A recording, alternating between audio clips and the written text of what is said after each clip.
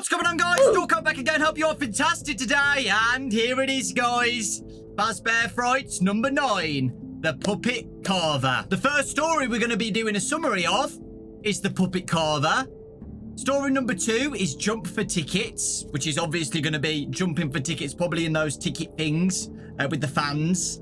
And number 3 is Pizza Kit. So I think it's about... you can make your own pizza. We did a video on a Chuck E. Cheese pizza kit, so maybe it's something like that. I don't know. But the first story is The Puppet Carver. Short but sweet. I think this is going to make some of the audience of Fazbear Frights be a bit like, hold on, what's going on here?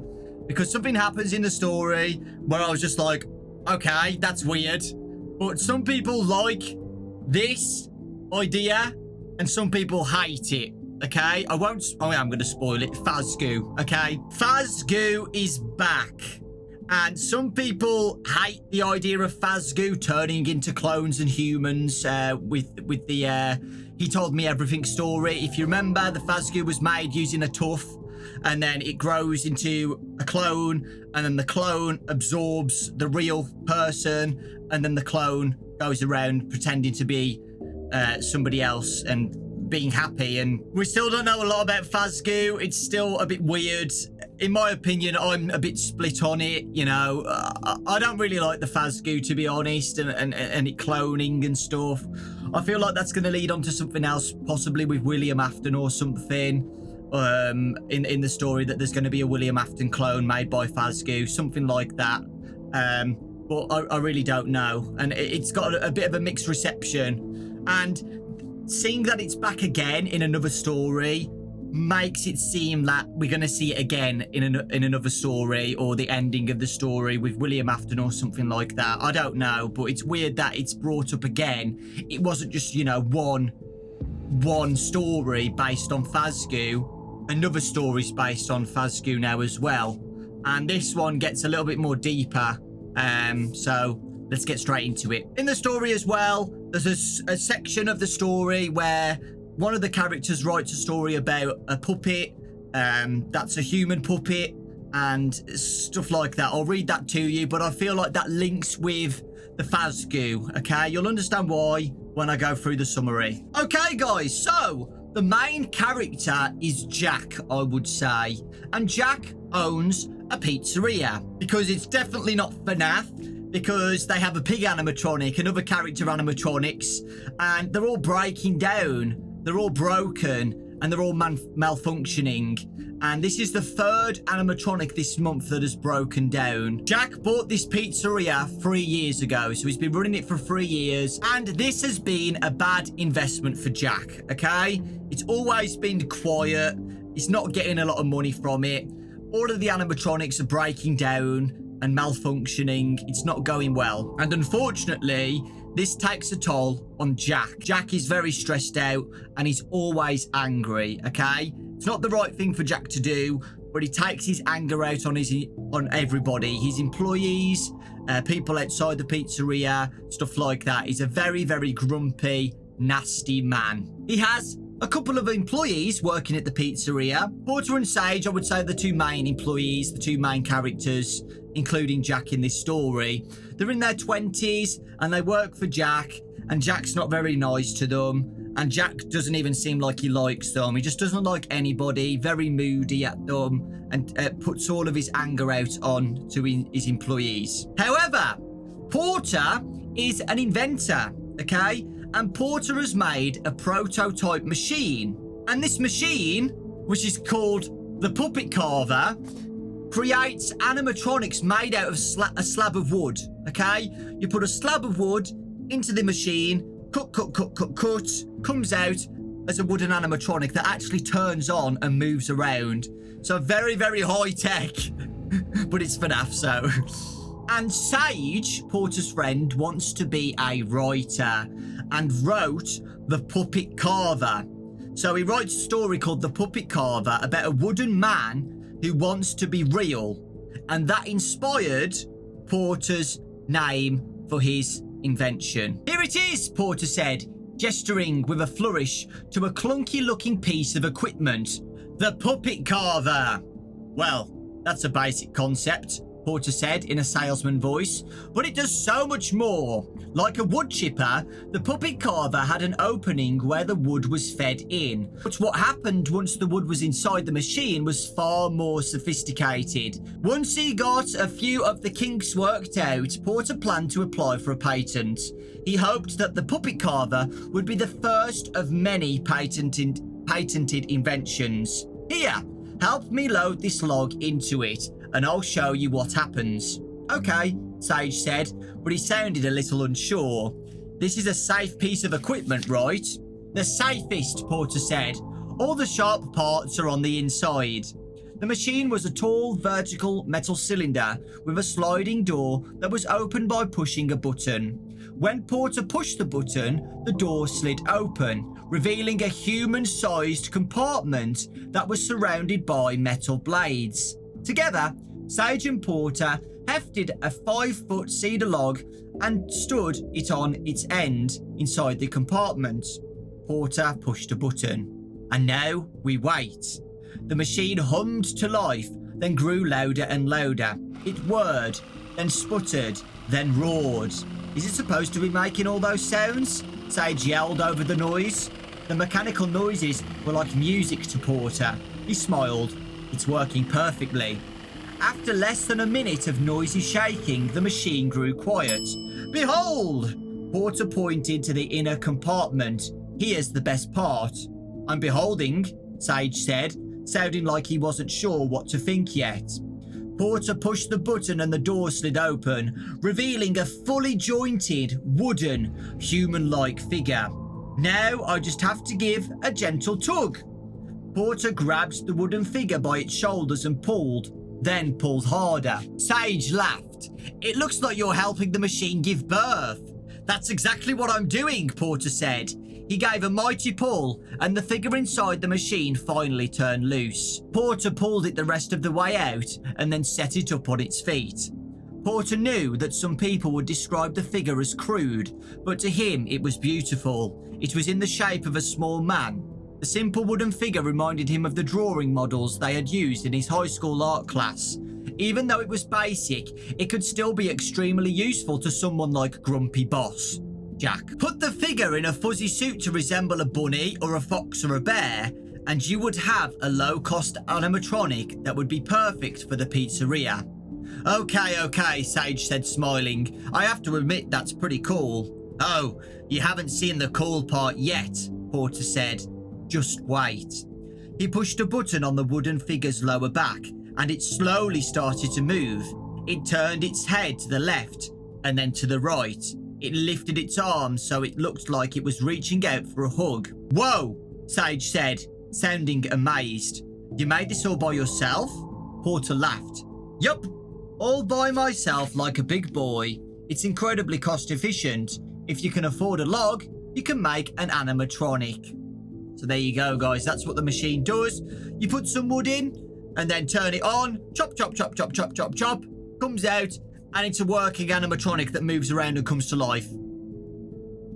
Crazy, right? Now, when I actually read that section, I heard it said human-sized compartment. So think about that. And when the machine is finished carving a puppet, there's a drawer at the bottom that you have to pull out to get rid of the wood chippings, okay?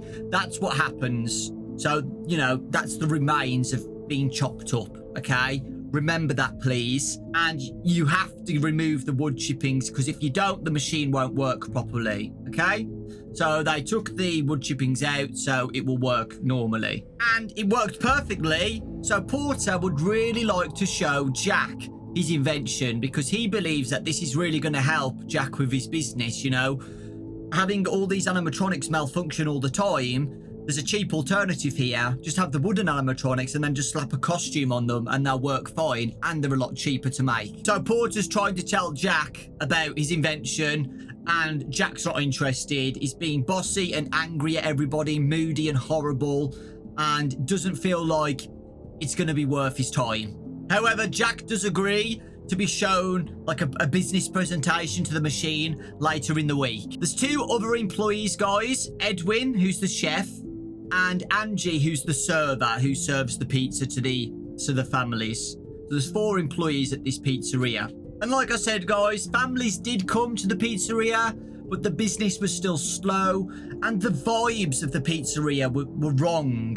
All of the workers for Jack all believed that the place was going to close down soon. There was no way that this business was going to keep going for much longer. The animatronics are falling apart, they're not getting any money, and Jack is losing a lot of money with this business. However, Porter is confident that his machine is going to save the pizzeria. We'll have to wait and see about that. Porter and Sage go back home. They both share an apartment, and they call the pizzeria an abusive pizza land because their schedule is so stressful working for Jack, and Jack isn't very nice to them, which doesn't help, does it? And this is where we get to see the first part of The Puppet Carver, a novel by Sage Brantley. So Sage himself has wrote this story about the Puppet Carver. Now, I'm going to read this to you, and because it's in the story about Fazgoo and cloning, I linked it with Fazgoo, okay? So think about Fazgoo while I'm reading this to you, or it could be a metaphor to the actual animatronics in the FNAF games being possessed by an animatronic. But I do think it's about Fazgoo. But have your mind open for this and see what you think. So again, guys, this is a separate story to the main story, okay? This is written, so it's basically like a story in a story. I hope that makes sense. Don't get confused, okay? Sylvester Pine emerged from the chamber as a perfect specimen. The first thing he saw were his hands, which were fully jointed. He watched himself curl them into fists, then straighten them back out and spread the fingers apart. Remarkable, yes, his creator said. Sylvester nodded. Would you like to see more of yourself? His creator asked. Sylvester nodded again. His creator smiled. You are programmed with the power of language, both the ability to comprehend and the ability to speak. When I ask you a question, please answer it with a yes or a no. Now, would you like to see more of yourself? Yes, Sylvester said. The word slipped from his lips effortlessly. Good, his creator said. Follow me. Sylvester let his creator lead him to a large piece of glass he somehow knew was called a mirror. Sylvester regarded himself. He was a complete person with symmetrical facial features and eyes that opened and closed. When he wished to move an arm or a leg, it moved according to his unspoken commands. He was not yet clothed, but when he was, he knew he would strongly resemble a man with one exception. The surface of his face and body, unlike his creator's, was not soft and pliable because instead of flesh, he was made of smooth, solid wood. You're a handsome fellow, his creator said, and a highly functional one. You can think, you can move, you can talk. You have 3 of the 5 senses regular humans have: sight, hearing, and smell. What senses am I missing? His creator shrugged. Nothing very important. You don't have a sense of taste because you don't need to eat.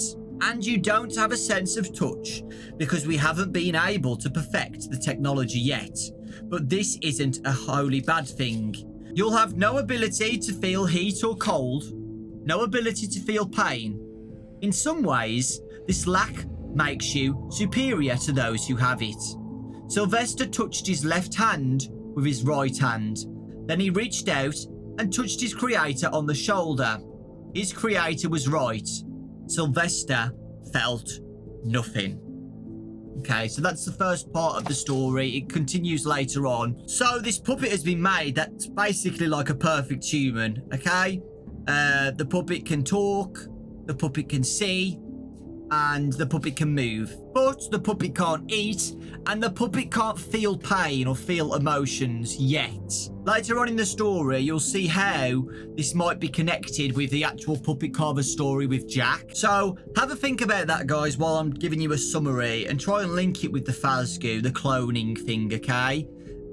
Because when the Fazgoo is shown later on in this story, there's a specific part that made me think, okay, this is just a metaphor for the for the cloning Fazgoo. Just some backstory about Jack now, guys. So Jack heads home, just filler.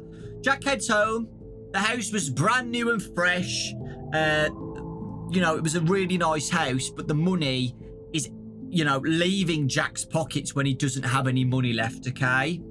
And Becky, his wife, constantly asks for buying things, goes through catalogs, house catalogs, and like, oh, I like this fridge, I like this kettle, I like this microwave. And Jack's money is just getting seeped out of his wallet. And this is where Jack gets really angry.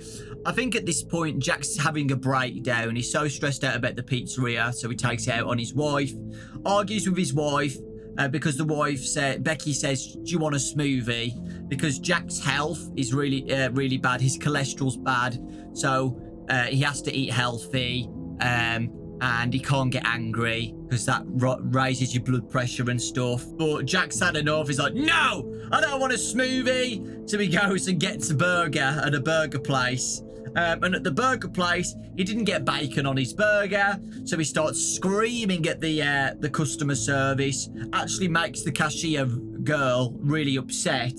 And he's just a grumpy man. He's a very grumpy man. He's just so stressed out. He's taking it out on everybody. And it's about his past as well. He's turned very hard-skinned and nasty, because in the past, he worked for somebody and he was really good with numbers and doing really good with that, but he was not very good with people. He's not a people person, so he got fired from his old job, and it's made him turn into a very grumpy person, you know, getting rejected and getting fired. And that's why he took the plunge at the pizzeria, because he wanted to be his own boss and he wanted to do something for himself. Unfortunately, that isn't going very well. And then while he's eating his bacon burger, his son rings. So he does have a son called Tyson, and his son rings and goes, Dad, I'm sorry. You know, your credit card is used for emergencies. Well, it's been an emergency. I've spent $900 on your card. And Jack goes absolutely ballistic, not waiting to hear an explanation as to why Tyson had to use his emergency credit card. So he shouts at Tyson, doesn't hear the explanation, hangs up on him, and then he Google searches bankruptcy. So that's the point, guys, where Jack doesn't have any money now. So he Googles bankruptcy because, you know, he's bankrupt. He's got no money left. Okie dokie, guys, got the second half of Sage's story about Sylvester, the puppet. What are they? Sylvester asked the little girl. In the cardboard box was a pile of small, squirming, furry creatures. The little girl giggled. They're kittens. Have you never seen kittens before? Sylvester shook his head. Really? The little girl said. She picked up one of the creatures. It was orange and white and made a strange meow sound. They're baby cats. I named this one Daffodil. Do you want to pet her? Sylvester reached out and gently stroked the tiny creature. Isn't she soft? The little girl said. Yes, very soft, Sylvester answered. But the truth was, the kitten could have been as hard as a rock for all he knew. He could feel nothing. Sylvester, like all of his wooden brethren, had been created perfectly to perform the manufacturing jobs that they were required of them. But because he and his brethren could not truly feel anything, they were not real. Sylvester couldn't feel the softness of a kitten or the bright sun on his face. He couldn't feel the heat from a fireplace or a cool evening breeze. He couldn't feel the hugs of friendship or the kisses of love. Sylvester could walk and talk like a man, but he wasn't fooling anybody, least of all himself. A wooden man was no man at all. More than anything, Sylvester longed to be real. So now, guys, Sylvester wants to be fully real, okay? He's trying to play with the kitten and he can't feel any emotions. He can't feel anything. So at this point, guys, the turning point where Sylvester wants to be a real human. Today was the day to show Jack Porter's invention. okay? This is a turning point. This is going to be such a great moment for Jack. Jack's going to be so impressed with Porter. So he decides to do a demonstration. He actually puts the puppet carver machine on the show stage and literally, like, dressed in a suit, dressed smart. Porter is basically doing a business pitch for the machine. And unfortunately, guys, the machine breaks during the demonstration. The machine breaks, it rattles while the wood's inside, spews wood everywhere, blows up, and unfortunately, it doesn't work, okay? And it creates a massive mess. Unfortunately, Jack doesn't take this well, obviously. So Jack goes absolutely ballistic at all of the employees, Porter, Sage, and very, very mean this time to everybody. Tells Porter like he's worthless, like he knew it wasn't going to work. Demands the employees to clean everything up. He storms into his office, slams the door. So Jack's not very happy or impressed with anybody. And because he's just filed for bankruptcy, this is just like the cherry on the cake for Jack. Porter actually wanted to check what was wrong with the machine, but didn't have any time. Okay, he wanted to check inside the machine and see what was wrong, but he doesn't have any time. He has to clean up the location. When the whole place is clean, Jack comes out of his office and fires everybody. Okay, he fires all of them. And the gang are like, oh, why didn't you fire us before you told us to clean up everything? And Jack literally says, well, I wanted you to clean everything up first and then I'll fire you, because I knew if I fired you before, you wouldn't clean up the mess. So, very, very scumbag move there, Jack. Very, very scummy. So, Jack fires everybody, files for bankruptcy. This is not looking good. Okay, guys, back to Sage's story of Sylvester the puppet. Okay, now this is an important part, guys. Remember this one fully. Sylvester knew that he could feel now because he had felt pain beyond imagining. After he had paid the fixer in money and promises he didn't look forward to keeping, the fixer had connected Sylvester to the machinery, and pain had shot through his body with the force of electricity as every new nerve, muscle, bone, and tendon in his body was shocked to life. The pain was so strong, he seemed to be able to see it and even hear it as the intensity drowned out the sounds of his own screams. But since Sylvester had paid the price in pain, now he could feel pleasure too. As he walked the city streets, he could feel fresh air in his new lungs. He crossed the street, went into the park, and touched the bark of a tree. Hard, rough. He stopped at an ice cream truck and bought a cone just so he could touch his lips to its coldness. A lady walked by with a fluffy white dog on a leash. "Excuse me, could I please pet your dog?" Sylvester asked her. The lady smiled. "Sure, Sophie loves everybody." Sylvester knelt down and buried his newly sensate hands in the dog's fluffy coat. Tears sprang to his eyes. Now he knew what soft meant. "Thank you," Sylvester said to the dog's owner. The woman looked at him strangely. She said, "You're welcome," but quickly walked away. Sylvester looked down at his hands. They felt alive. For the first time since his creation, he felt alive. His hands itched and burned in desperation. All he could think about was what he wanted to touch next. So there you go, guys. The fixer, apparently, fixed Sylvester the puppet to literally feel emotions and feel touch with his senses, his new senses. And Sylvester was put into a machine and electrocuted, and new nerves, muscles and bones and tendons were shocked to life. So it looks like the fixer has used human organs and put them into the puppet, into Sylvester, and then electrocuted him to turn everything to life. Yeah, have a think about that, right? We don't know who the fixer is. We have no idea who the fixer is at this point. But Sylvester the puppet goes to the fixer.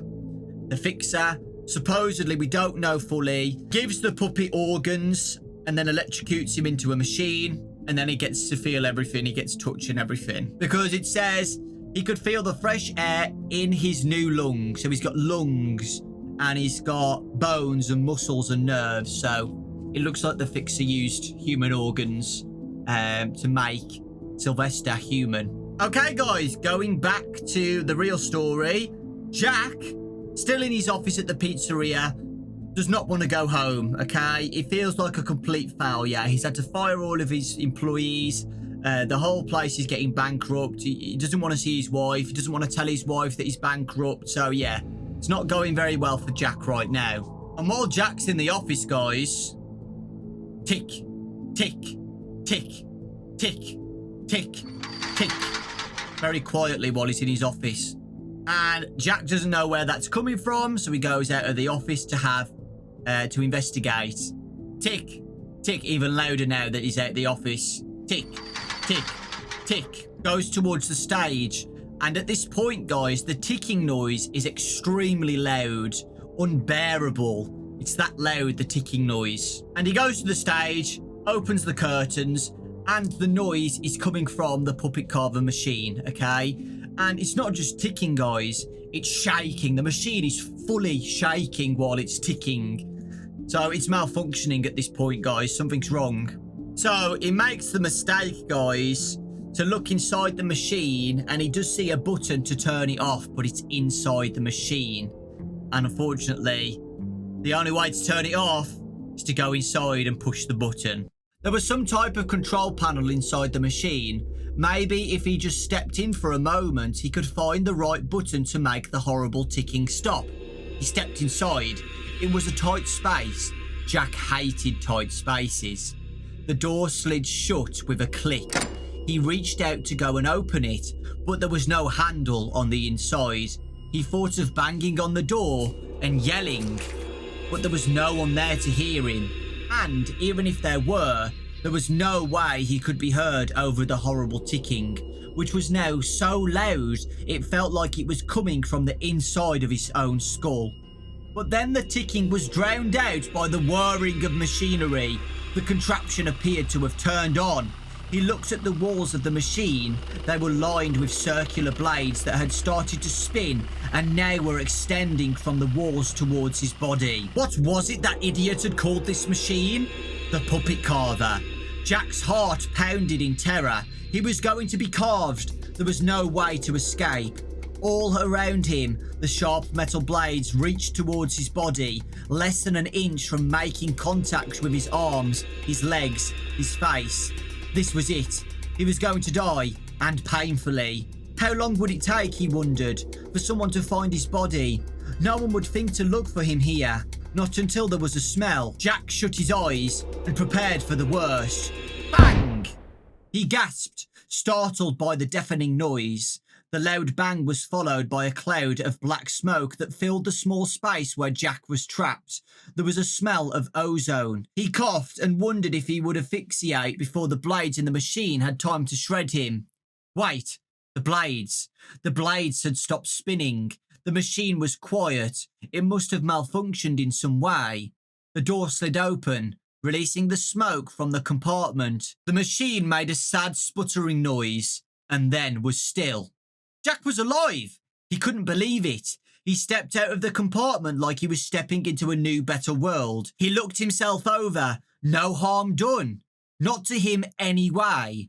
The puppet carver might be broken beyond repair, but it hadn't really worked right in the first place. Jack felt himself smiling. When was the last time he had smiled genuinely? He couldn't even remember. But now, back from the cliff's edge of death, there seemed to be so many reasons to smile. The problems that had consumed him before didn't seem as important. Money didn't matter that much. All that mattered was that he was alive. So Jack was very close to death, okay?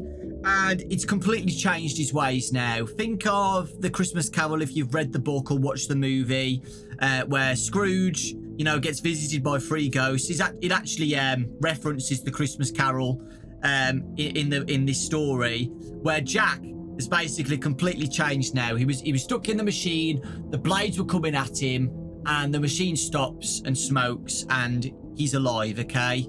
He survives the machine. He survives the puppet carver, and he comes out as a new man. He saw the error of his ways. He's made mistakes. He was a grumpy person, but being that close to death has changed the way he thinks. Think about that, guys, because we'll discuss that later on, okay? Did Jack actually die in the machine and he's come out as a puppet or whatever?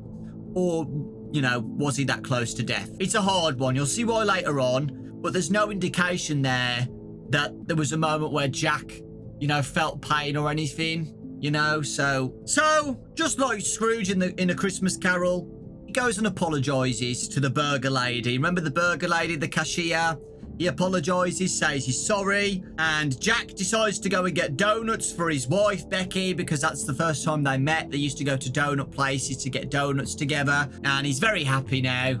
He's going to go back to his wife, apologize for everything. Happy days. Yay, Jack's alive. So, on his way to the donut shop, guys, feels like he's been followed by something or someone. So Jack feels really uncomfortable. He feels like he's going to get robbed by somebody. He feels like he's being followed to get robbed. He finds an office building and he wants to go inside the office and hide. So he goes inside the building, shuts the door and locks it.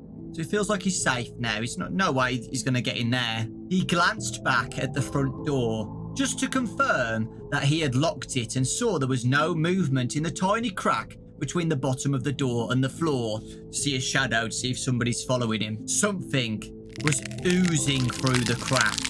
It was some sort of gelatinous substance, and its movement was slow and steady. It was pink, but it was a horrible pink, not the pink of cake frosting and party balloons. It was the pink of some living creature's insides. Jack took a step backward. He knew he needed to move more quickly, but he was transfixed by the sight of whatever was in front of him. Although it had the appearance of some sort of goo, it seemed to be moving under its own power. It wasn't an inanimate substance. The sudden realization shook Jack out of his trance, and he ran down the hallway. He heard the squishy, sloppy steps behind him again, but he didn't turn around to look. He just kept running. At the end of the hall was a door marked exit. He pushed on the door, but it wouldn't budge. Was it locked from the outside? Broken? He turned around. The thing, whatever it was getting closer. So he runs into an office, guys, and shuts the door again. It's not going to work, but, you know, he tries.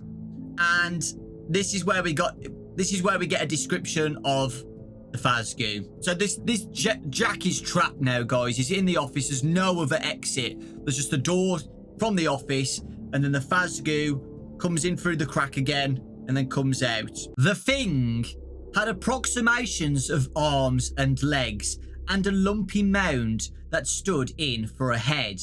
It was made of the translucent pink goo, under which its organs were visible. Somehow it reminded Jack of the awful gelatin salad his mom used to make, with canned fruit suspended under the slimy surface. It had no mouth or nose, but it had eyes. Dark eyes that stared at Jack as though the thing could see into him the way he could see into it.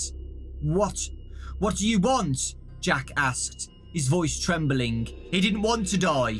Not when he had just had one near miss. Not when he was just remembering what was important. The creature kept looking at him. Then slowly, it raised one arm and reached towards him. Like elastic, its arm stretched, growing thinner as it reached across the length of the desk to touch Jack's face. Pain like Jack had never known shot through him. But it wasn't physical pain. He felt the pain of hurt, neglect, abuse. It was the pain of every employee he had ever yelled at or fired. The pain of his son every time he had missed one of his ball games or unfairly criticised him. The pain of his wife for every forgotten birthday or unkind word. Jack was filled with all the emotional pain he had ever caused, and it was more intense than he could bear. He doubled over and squeezed his tear-filled eyes shut. He was sure about to die from a real broken heart. But then the pain left him just as suddenly as it had come, and he was awash in an overwhelming sense of relief. When he opened his eyes, the creature was gone. This Fazbear creature with organs, it had an eye, it couldn't speak or anything, chased after Jack. Why? Why did he do that? And not just that, the Fazbear reached over to Jack, and then Jack felt all of his pain that he's caused in his past. And then the Fazbear disappears. So, two things there, guys. It's either that the Fazbear absorbed all of Jack's emotions and pain, okay, and then vanished, or Jack absorbed the Fazbear itself, okay, absorbed all of the Fazbear into his body. So again, let me know your theories. It is a bit confusing, okay? You'll definitely see at the end why it's a bit confusing. But hey, Jack's still alive, so who cares, right? So Jack goes back. He's relieved that he's still alive. He goes to Becky, apologizes to Becky for the first time in years, and they kiss and make up, and it's a happy ending, okay? Jack gets a phone call from Tyson, and Tyson explains that it was actually a car accident that he was in, which is why he had to spend $900 on the emergency credit card, okay? And again, Jack apologizes, and they kiss and make up. So this is really good. A good ending for Jack. And then Jack calls all of the employees back to the pizzeria because he wants to tell them something. And Porter's like, oh my God, this is not good. Jack's going to kill us. Jack's going to be horrible and say something bad to us. This is it. And they arrive at the pizzeria, guys. And they look outside, and the building outside has got decorations all over it, and adverts and good deals, good pizza deals, you know, buy 2 pizzas, get 1 free, all that kind of jazz. Jack goes to the employees when they come in, and he's a happy man now. He apologizes. He says, oh, they're my favorite workers. Hello, look at the place. Welcome back. I'd like to employ you all again. And not just that, I'm going to give you all a raise as well. You're going to be earning more money working at the pizzeria now. And the whole vibe has changed in the pizzeria now too. More families are coming. Everything's nice, okay? The vibe is now happy. Jack's happy. The location's happy. The employees are now happy because they're getting paid more. So a good vibe. However, Porter is still thinking about the machine, about fixing it. He's like, oh, I can fix this machine. You know, Jack's really happy now. I'm going to try and fix it and do something good for him. And then Jack offers them all a Chinese takeaway to celebrate. They've all worked really hard today. Offers them a Chinese takeaway, and they all have a meal together at the pizzeria. So things are looking really, really good. Jack's changed completely, and everything seems good, okay? Jack, it's like you're a new man. It's like you're a new man. And Jack really was a new man. And that's actually what he said, guys. You've been really nice all day today, Sage said. He looked at Jack with a strange intensity. It's like you're a new man. Jack smiled, happy to be at a table full of happy people sharing good food. It felt like a holiday, a celebration. It was the way things should be. He wasn't sure why things felt so different, so much better, but they did. Jack really was a new man. And it actually says that.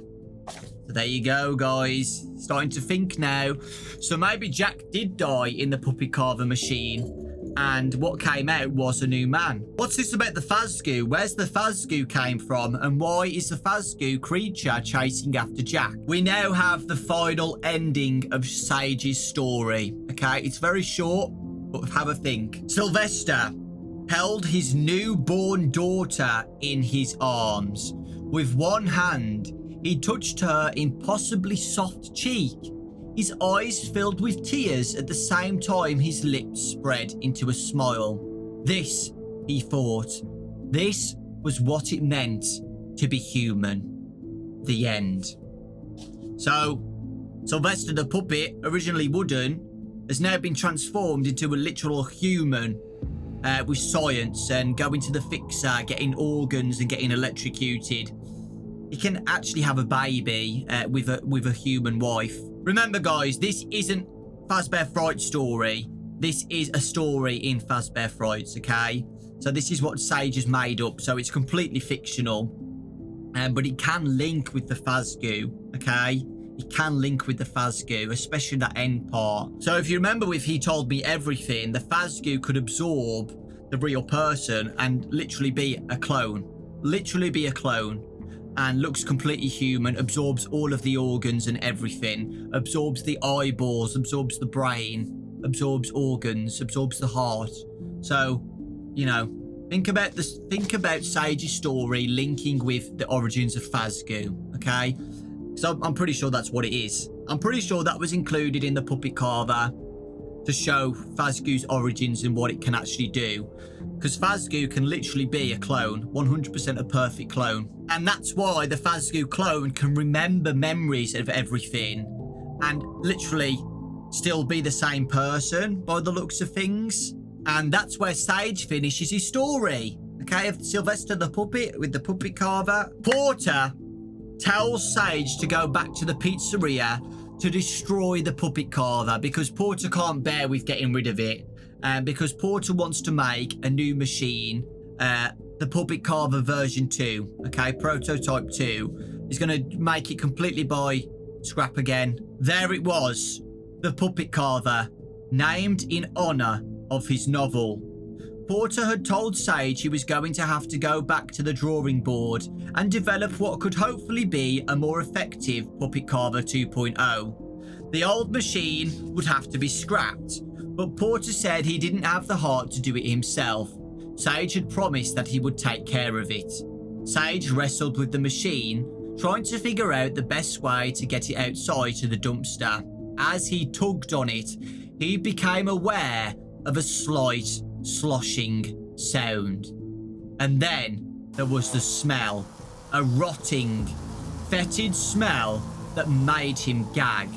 It seemed to be coming from the bottom of the machine. Maybe a rat had crawled in there and died or something.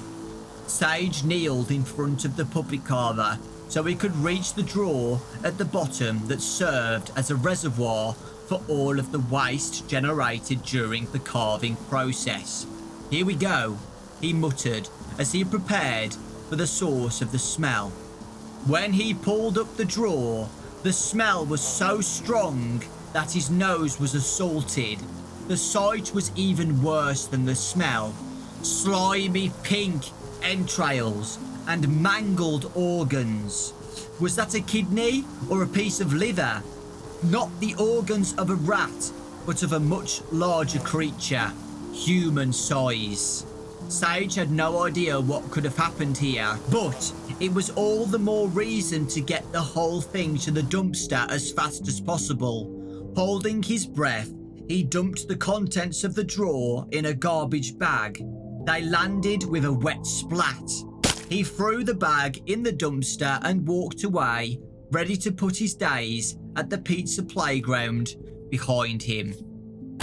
And there you go, guys. That is the ending of the puppet carver. So, like we said at the start, the puppet carver, when wood is put into the machine and the puppet carver does its job, chop, chop, chop, chop, chop, the remains are put at the bottom of the machine, ready to be drawn out and put and disposed of. That obviously only happens when the puppet carver is working. When Jack went into the puppet carver machine, it actually chopped him up to pieces.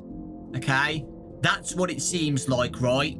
Because there's clearly human organs inside the bottom of the machine, which clearly means that the puppet carver worked. So when Jack did go in the machine and chop, chop, chop, chop, chop, it actually did happen. The story doesn't want to say that straight away, obviously. So it just says Jack closed his eyes and then woke up, and then the puppet carver machine starts smoking and then stops. Now we can see that the puppet carver did chop him up to pieces, okay? And he does come out as a new man. okay? But obviously, Jack, with his brain and everything, must think that he didn't die. So something happened there. And at the bottom of the machine is pink slime and some organs. This is complicated, right? It's confusing. I completely understand because I don't really get it either. Because we've always thought, like, if Jack was, you know, disposed of and blah, blah, blah, he'd know that. Or, like, the new Jack would, you know, be a bit confused where he is.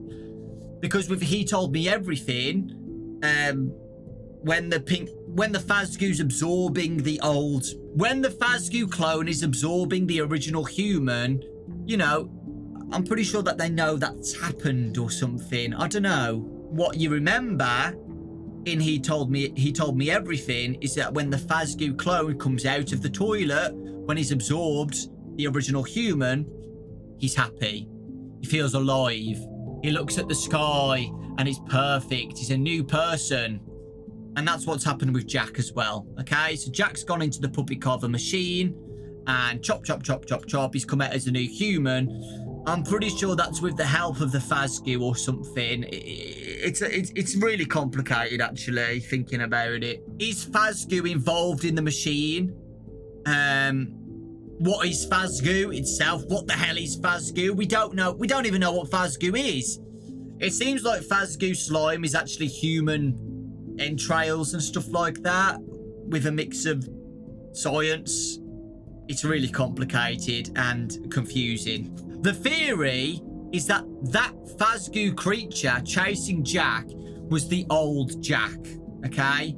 That's the remains of Jack after he got chopped up, and that Fazgoo entrail creature chased the new Jack to, you know, try and get his old self back. Have a think about that, guys. Or it could just be a Fazgoo creature. We don't know. But now it's heavily implied that Jack was chopped up and everything inside that machine. It's clearly, that evidence is clear as day, that those were Jack's organs inside the machine. The last time that machine was on was when Jack was inside it. And there's not wood chippings at the bottom of it. There's human organs and flesh and slime. It's clearly implied, so evident that Jack was chopped up to pieces and came out as a new man. So what was the Fazgoo creature? What was it doing there? Was that the old Jack chasing after the new Jack, the new clone or whatever? It's confusing. I know it's confusing. And what happened at the point of contact when the Fazgoo monster touched Jack's face, and then all of the bad emotions were, like, felt inside the new Jack? To me, that seems evident that it was the old Jack, okay? The bad part of Jack. The Fazgoo creature, slime man, was the old Jack, and when Jack went into the puppet carver machine, it basically got rid of the evil in Jack. Does the new Jack have real organs, or does he have wooden organs? I have no idea, and he's kept alive with Fazgoo. He Told Me Everything implies, you know, that the clone knows all of the memories and everything of the real human, and, you know, comes out as a new person. So that's what it seems like it's implying here, that Jack goes into the machine, gets chopped up, comes out as a new man, but it's not himself anymore. He's got Fazgoo inside him, etc. And he's a clone, technically. And the old Jack is in the machine, rotting away. When the new Jack goes out of the machine and goes to get donuts and stuff, part of the old Jack chases him. To me, it's probably because the old Jack wants his body back and he's back for revenge and stuff, or something like that. I think that the new Jack absorbs the old Jack or something, and then disappears, and the new Jack feels all of the emotions that the old Jack had, all of the anger that he's done in the past. That's what it seems to imply, and then the old Jack vanishes after that point. Again, it's complicated. I've tried to explain it as good as I can, but it's still pretty complicated. I think that's what it is. I think that's what happened. So let me know your thoughts and theories on that story. It's a little bit complicated, I know it is, and hopefully it's explained later on. I'm not a fan of the Fazgoo, honestly. I feel like it makes things pretty confusing, and it's very, very sci-fi, right? It's very, very sci-fi. It's very goosebumpy. But we'll have to wait and see what happens with the Fazgoo. I definitely think it's going to continue later on in the story. I feel like it's hinting that the Fazgoo is going to be used to make an Afton clone. Something like that. Or there was an Afton clone in the story. I have no idea. But let me know your thoughts, guys. The next story, hopefully, is a little bit less complicated. And it is jump for tickets. So we'll see what happens. Please let me know your thoughts on this, because I'm still a bit confused on it. But I think that's the general idea of what the puppet carver did. He's just made a new jack. And that might be the origins of Fazgoo or something. We'll have to wait and see. Take care, lots of love, thanks for watching. And I'll see you all next time.